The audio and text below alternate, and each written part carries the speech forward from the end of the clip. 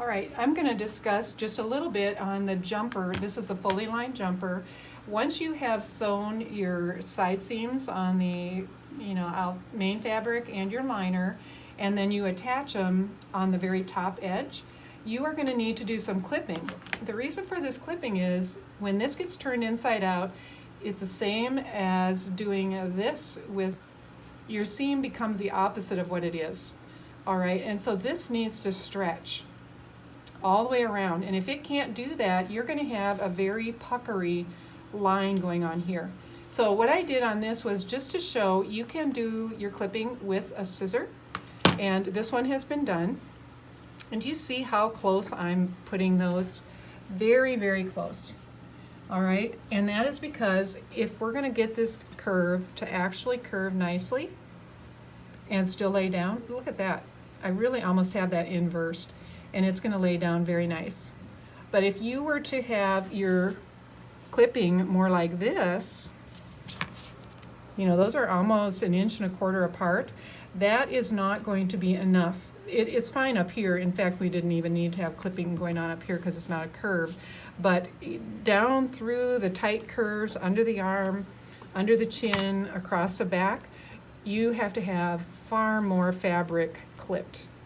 Okay. So that's with a scissor. Now, if you have access to this kind of a scissor, which is called a pinking shears, instead of having to do all this clipping, you can just clip close enough. Don't get the actual stitches, but get in there really nice and close. That's about 1/16 of an inch, and you'll see that I can really manipulate that fabric, and I'm not going to have any trouble with that once I turn it and iron or press. Now, I do want to talk a little bit about the corners. How do you know if you have removed enough fabric?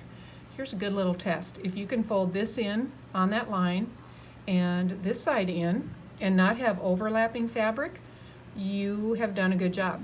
All right, this one's going to overlap just a little bit, so I'm going to remove a small amount more, just like that.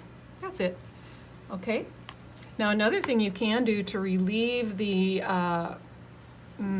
appearance of your seam allowance once you've turned it the right side out, it doesn't hurt to go before you do all the clipping and just trim down one side, not both, if you're using your scissor. Now, if you're using a pinking shears, you're obviously not going to need to do this at all.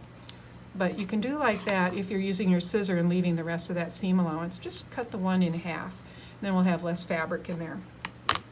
And of course, you do know you need to stabilize the tabs, the two back tabs and the two front tabs, because your button and your buttonhole are going to go there, and they need to be stabilized or they'll pull right through that fabric.